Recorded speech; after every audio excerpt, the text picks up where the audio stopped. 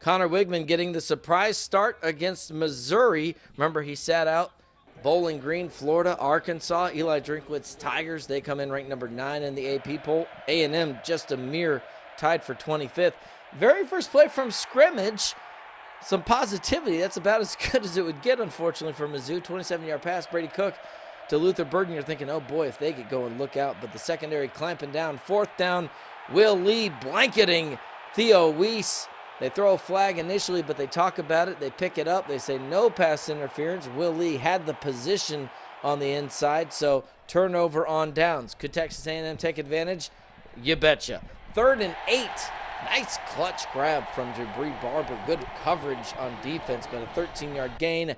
That moves the sticks, and that keeps this drive alive, which leads to Amari Daniels. Slips out the back door, goes back up the middle, 25 yards for what I thought was the touchdown initially from that angle, but they put it at the 1-yard line. He got in on the next play. Miss Rev's a happy gal because the Aggies are up 7-0. Later on, the next drive, Mizzou looking to get something going. Damian Sanford, though, gets the sack. The Katy Paytow alum making plays on defense. He had a good game for the Aggies and that defensive unit. Texas A&M gets it back. Quick screen out to Noah Thomas. Little bubble action.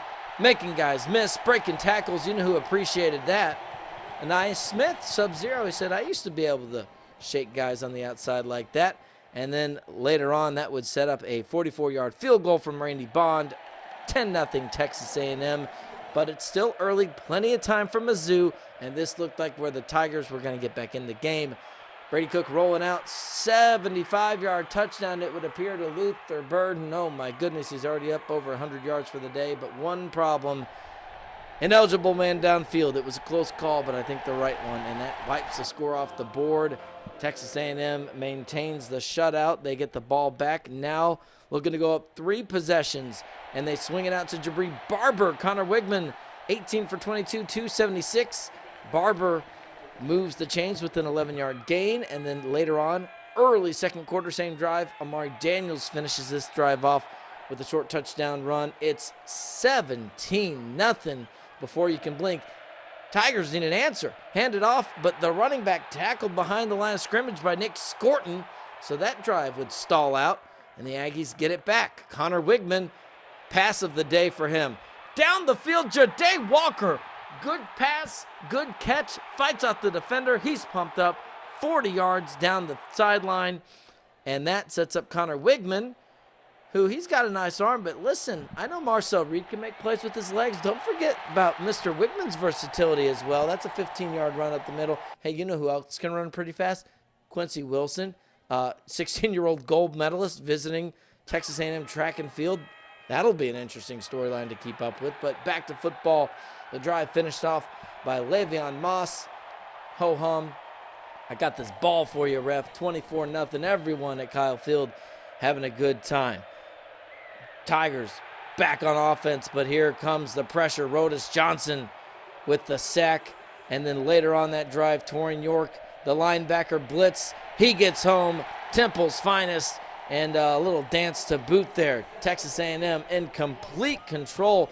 Brady Cook just 4 for 12 in that first half. I guess playing at Kyle Field may be harder than it seems.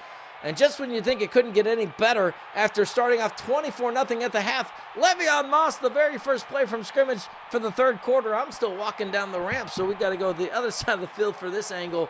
Makes it 31-0. Asked about it after the game, not a joke, said, I really don't remember much. I'm just out there balling. That's just what he does. Nick Scorton, what he does, get in the backfield and disrupt offenses. He gets a sack on Brady Cook. Kevin Smith, College Football Hall of Famer, he was in attendance. You know, he likes to appreciate some good defense there.